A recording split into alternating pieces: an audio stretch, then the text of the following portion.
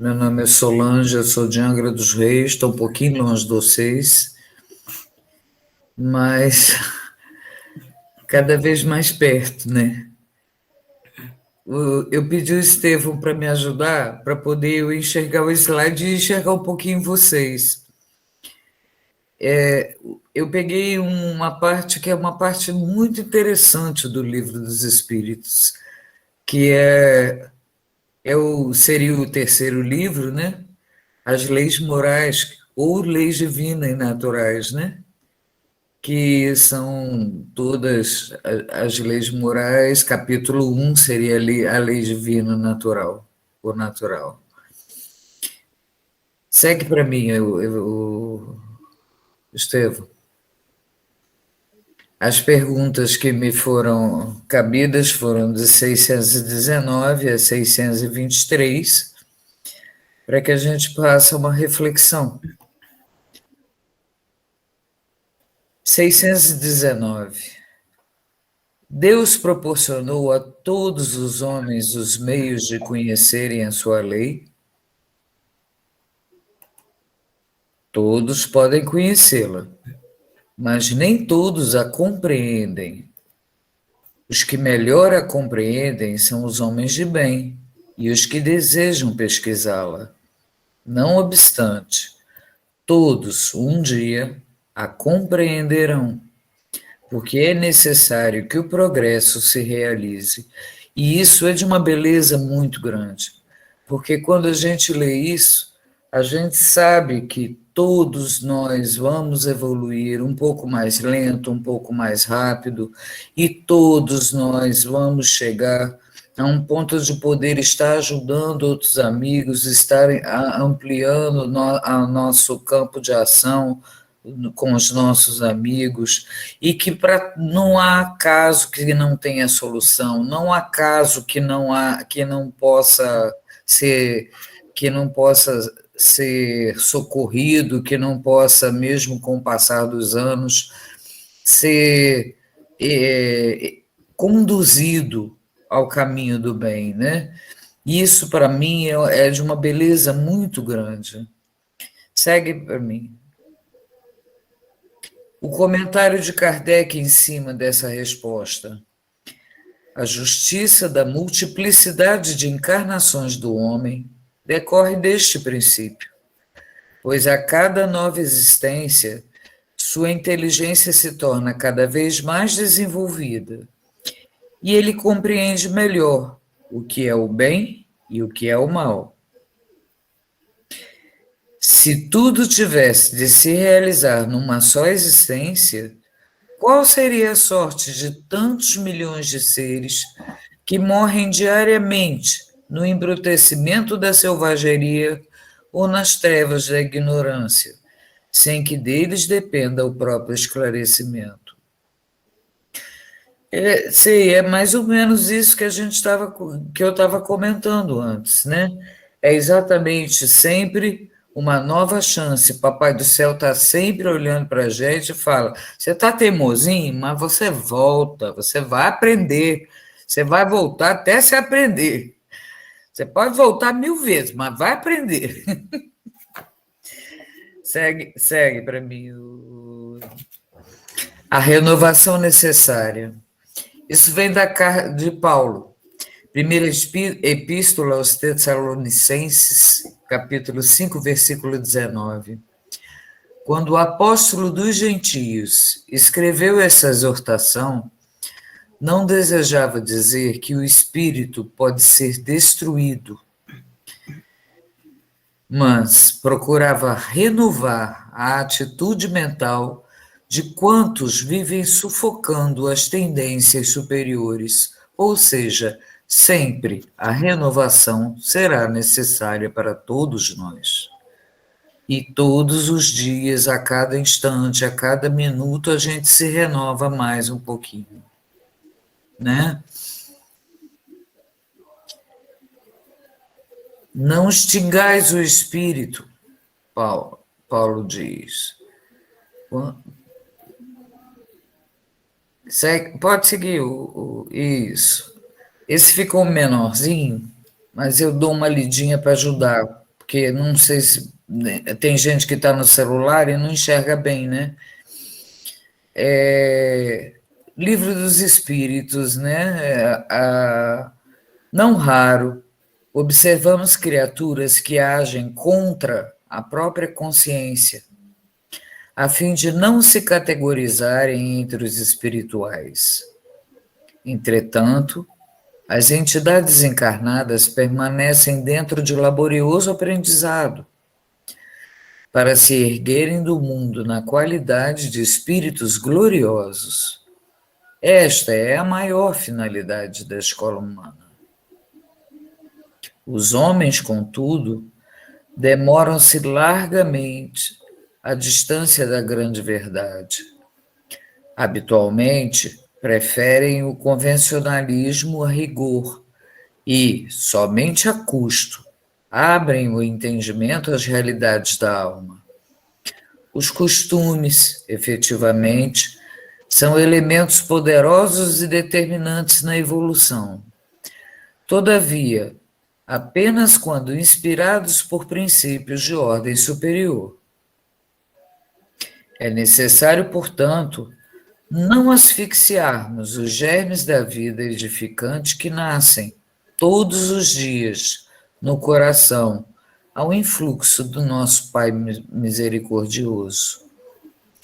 Irmãos nossos, existem que regressam da terra pela mesma porta da ignorância e da indiferença pela qual entraram.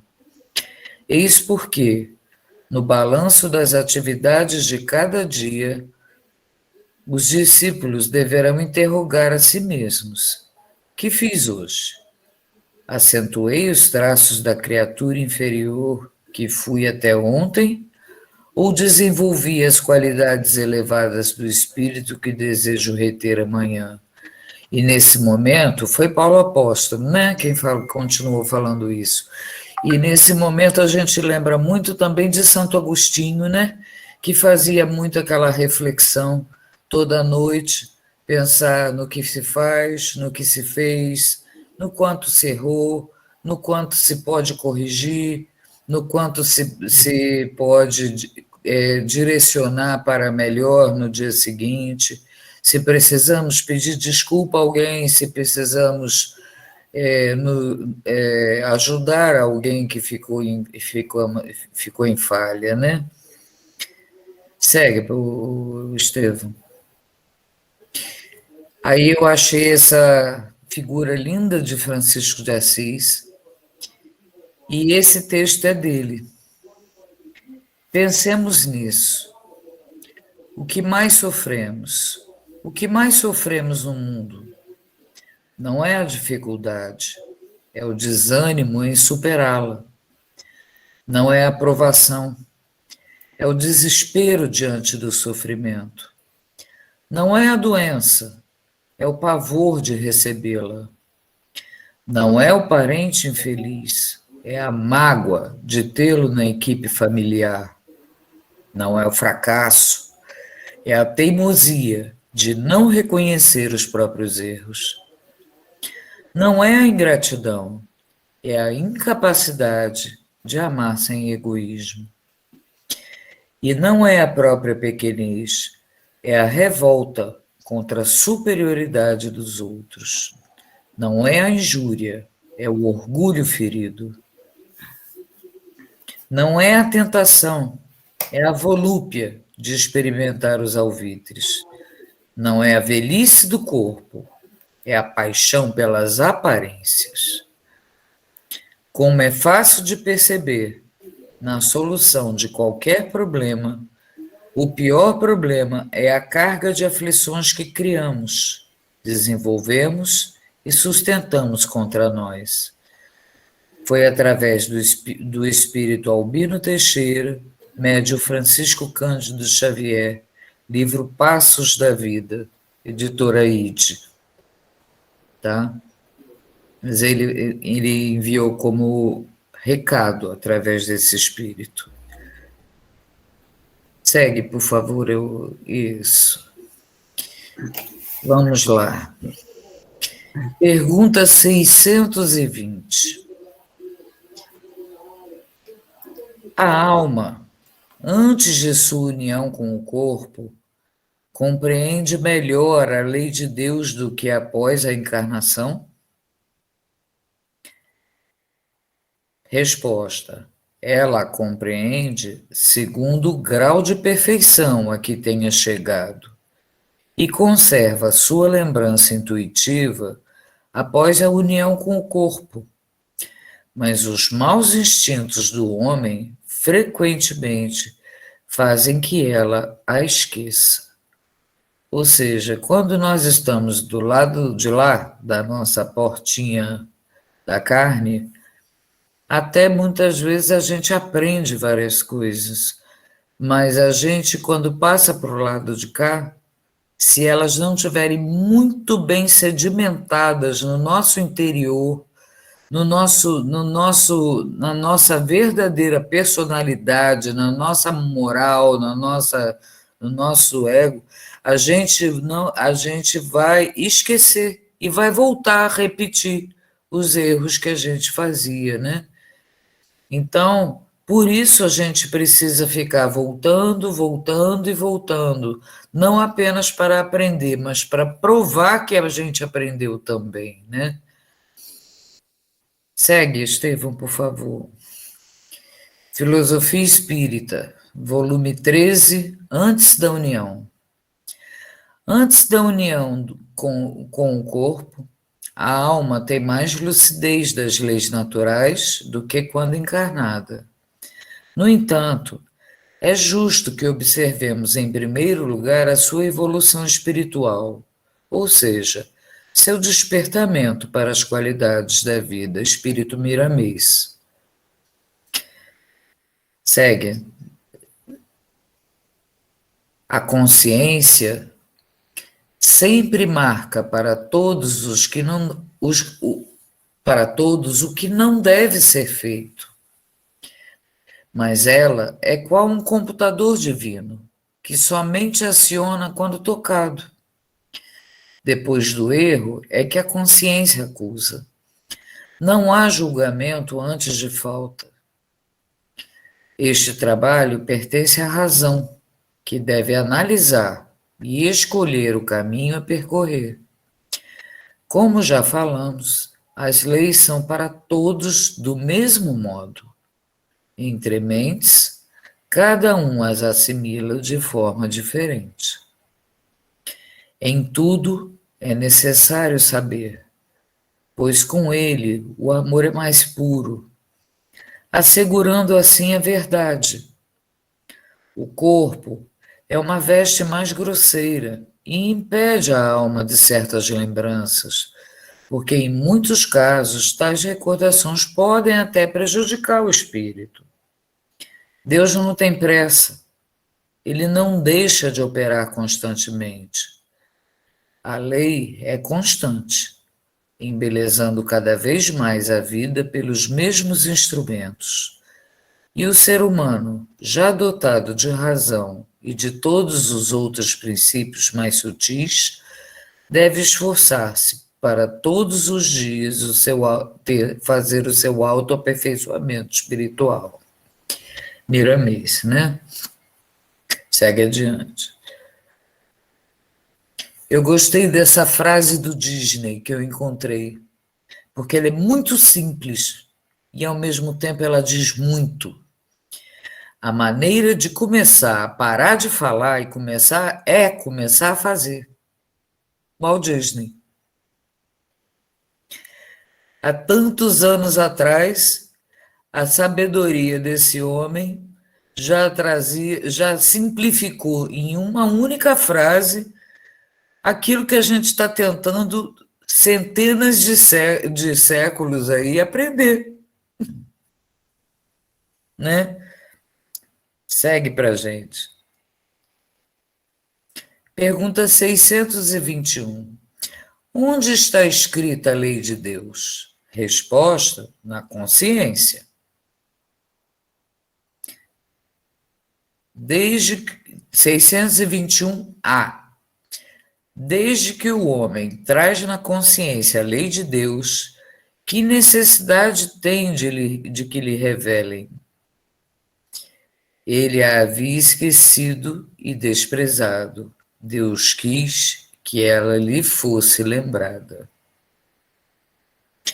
Então, consciência, consciência, consciência. É sempre nela que está o certo e o errado dentro de nós, o nosso íntimo raciocínio, a nossa única, aquela paz de espírito que a gente pode dizer que a gente tem quando deita na cama da noite, quando a gente tem toda a sensação de que realmente a gente entendeu e fez tudo que tinha que fazer naquele dia, né? Esse livro é Imbatível Amor da Apresentação, de Joana de Ângeles, título Incerteza e Busca Psicológica. Segue.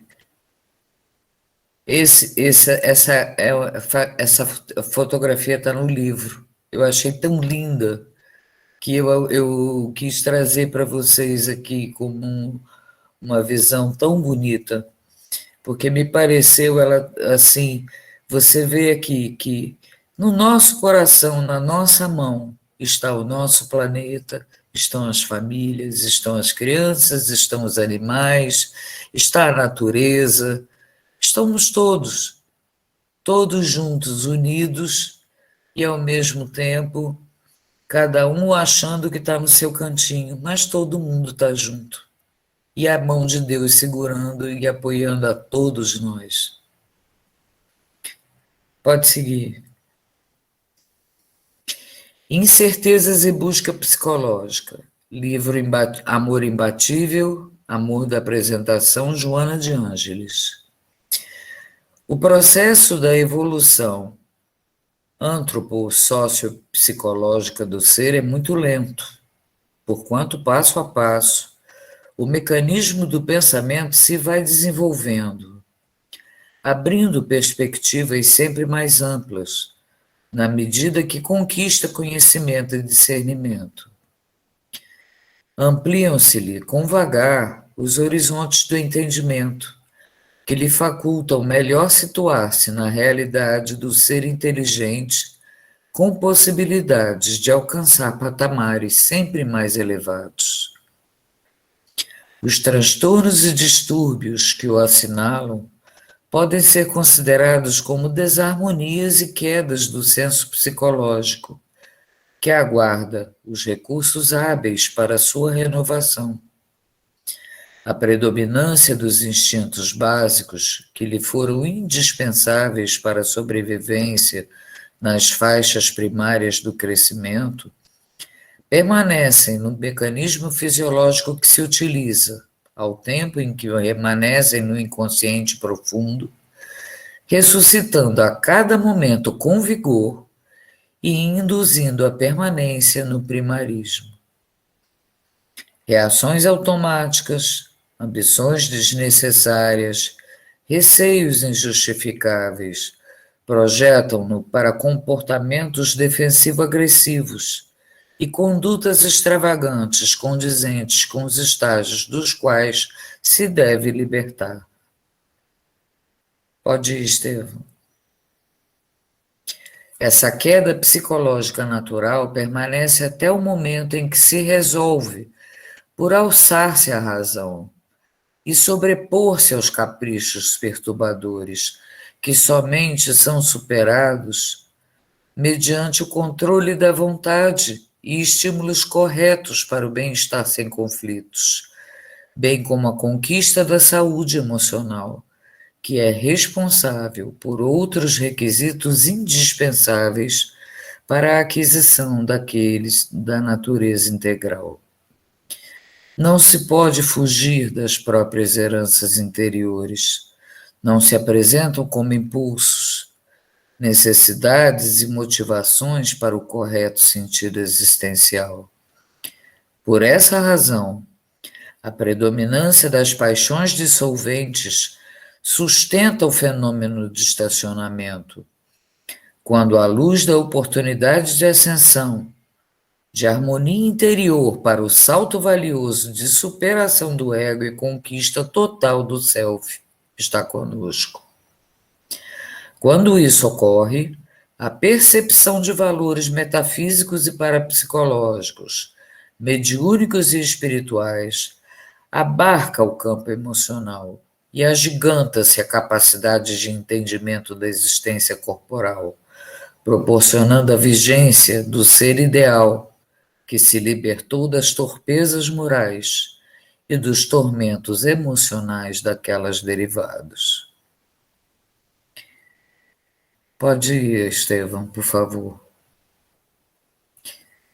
Título: Incertezas e busca psicológica, amor imbatível da apresentação Joana de Ângelo. Esse procedimento se torna valioso compromisso que o indivíduo lúcido assume em favor dele mesmo e, por consequência, da sociedade que se encontra. As suas conquistas e os prejuízos tornam-se fator precioso para o comportamento geral, porquanto esse todo, que é o grupo social, cresce e amadurece de acordo com os membros que o constituem. Ninguém se pode dissociar do conjunto social sem o agravante de perder-se na alienação. A medida de um ser saudável é identificada através da conduta pessoal, em relação a si mesmo e àqueles com quem vive. Revela-se através da maneira como se conduz, irradiando jovialidade sem alarde, alegria e comunicação fácil. Enquanto não logra o cometimento, o trabalho incessante no campo emocional constitui-lhe o desafio a vencer. Ascender, no entanto, psicologicamente, mediante o amadurecimento interior e o controle dos sentimentos, torna-lhe impostergável necessidade. Pode seguir. Pergunta 622. Deus deu a alguns homens a missão de revelar a sua lei? Sim, certamente. Em todos os tempos houveram homens que receberam essa missão. São espíritos superiores encarnados com o fim de fazer progredir a humanidade. Vai, por favor, Estevão. São os enviados do Cristo, né? Nos são enviados em todos os minutos e em toda parte do planeta. Manifestam-se encarnados em missão ou desencarnados. Sempre aconteceu. Desde o início da vida hominídea no orbe. O que é importante? Pode seguir.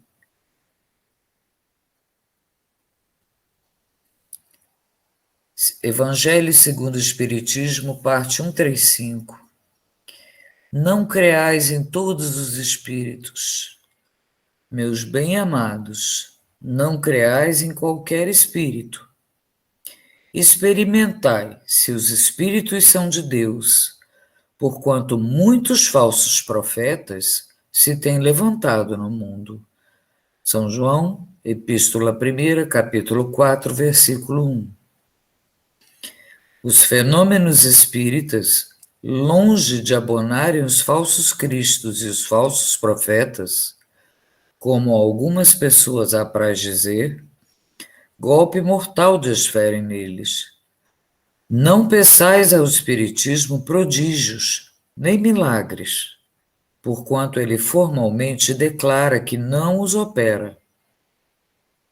Do mesmo modo que a física, a química, a astronomia, a geologia revelaram as leis do mundo material, tá? Houve um erro de digitação. Ele revela outras leis desconhecidas, as que regem as relações do mundo corpóreo com o mundo espiritual. Leis que, tanto quanto aquelas outras da ciência, são leis da natureza. Segue adiante.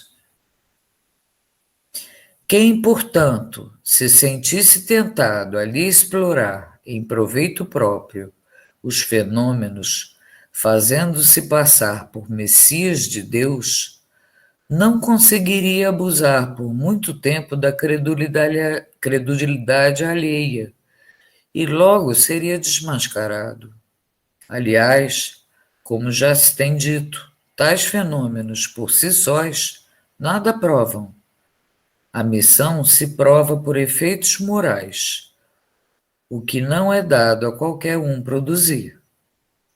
Esse, um dos resultados do desenvolvimento da ciência espírita, pesquisando a causa de certos fenômenos, de sobre muitos mistérios levanta ela o véu.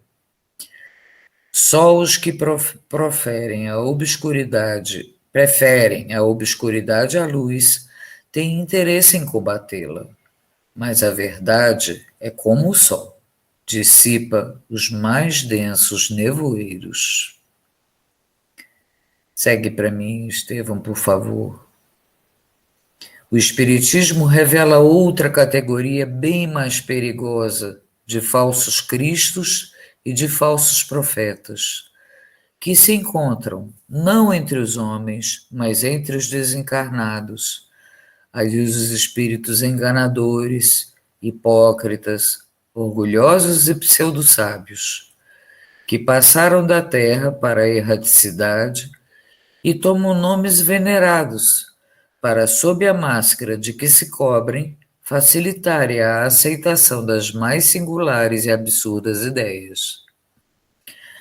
Antes que se conhecessem as relações mediúnicas, eles atuavam de maneira menos ostensiva, pela inspiração, pela mediunidade inconsciente, audiente ou falante. É considerável o número dos que, em diversas épocas, mas sobretudo nesses últimos tempos, se hão apresentado como alguns dos antigos profetas, como Cristo, como Maria, sua mãe, e até como Deus. São João adverte contra eles, os homens, dizendo: Meus bem-amados, não acrediteis em todo espírito, mas experimentai se os espíritos são de Deus, porquanto muitos falsos profetas se têm levantado no mundo. O Espiritismo nos faculta os meios de experimentá-los, apontando os caracteres pelos quais se reconhecem os bons espíritos. Caracteres sempre morais, nunca materiais. É a maneira de se distinguirem dos maus os bons espíritos, que principalmente podem aplicar-se estas palavras de Jesus.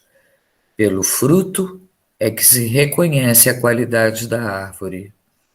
Uma árvore boa não pode produzir maus frutos, e uma árvore má não os pode produzir bons. Julgam-se os espíritos pela qualidade de suas obras, como uma árvore pela qualidade dos seus frutos. Segue, por favor. Pergunta 623. Esses que pretenderam instruir os homens na lei de Deus não se enganaram algumas vezes e não os fizeram transviar-se muitas vezes através de falsos princípios? Resposta: os que não eram inspirados por Deus e que se atribuíram a si mesmo por ambição uma missão que não tinham, certamente os fizeram extraviar. Não obstante, como eram homens de gênio, inteligentes, né, em meio aos próprios erros, frequentemente ensinaram grandes verdades. E isso é uma coisa interessante da gente perceber. Nós tivemos pessoas que cometeram atos muito, muito bárbaros em toda a nossa história da humanidade, mas, de repente, elas também nos ensinaram grandes verdades. Elas nos abriram os olhos cada vez mais para preconceitos, para uma série de coisas que vêm acontecendo e aconteciam e que fingíamos que não víamos nas nossas outras vidas, nos outros momentos que tivemos aqui no planeta, né? Livro Pão Nosso, de Emmanuel, Chico Xavier, lição 135, renovação necessária. Não extingais o espírito. Paulo, primeira epístola aos Tessalonicenses, capítulo 5, versículo 19. Pode ir, Estevão. Quando o apóstolo dos gentios escreveu essa exortação, não desejava dizer que o espírito pode ser destruído, mas procurava renovar a atitude mental de quantos vivem sufocando as tendências superiores.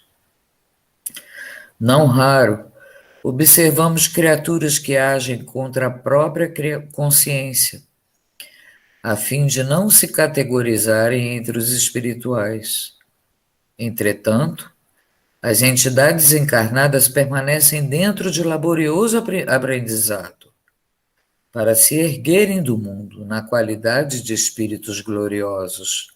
Essa é a maior finalidade da escola humana, da nossa escola, né? Os homens, contudo, demoram-se largamente à distância da grande verdade. Habitualmente, preferem o convencionalismo a rigor e somente a custo abrem o entendimento às realidades da alma. Os costumes, efetivamente, são elementos poderosos e determinantes na evolução. Todavia, apenas quando inspirados por princípios de ordem superior. É necessário, portanto, não asfixiarmos os germes da vida edificante que nascem, todos os dias, no coração, ao influxo do Pai misericordioso. Irmãos nossos, existem que regressam da terra pela mesma porta da ignorância e da indiferença, pela qual entraram. Eis porque, no balanço das atividades de cada dia, os discípulos deverão interrogar a si mesmos: que fiz hoje? Acentuei os traços da criatura inferior que fui até ontem? Ou desenvolvi as qualidades elevadas do espírito que desejo reter amanhã? Então, novamente, revermos a cada dia nossos atos, nossos erros, nossos acertos, e aonde podemos modificar ou dar um ligeiro passinho à frente, né? Pode seguir, Estevão. E aqui tem o final dessa apresentação de slides, com muita gratidão a todos. Eu amei essa figura de José olhando para Maria com Jesus no seu colo e pedindo que Jesus nos abençoe hoje e sempre. O que eu posso fazer agora, gente, é dar meu muito, muito obrigada do fundo do meu coração de ter me dado essa oportunidade de estar aqui hoje conversando com vocês, entendeu?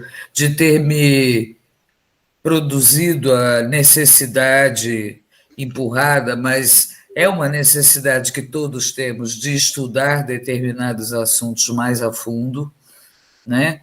Assuntos que tocam a todos nós, inclusive a mim, claro. E está aberta a palavra para quem quiser falar à vontade, fiquem à vontade, gente.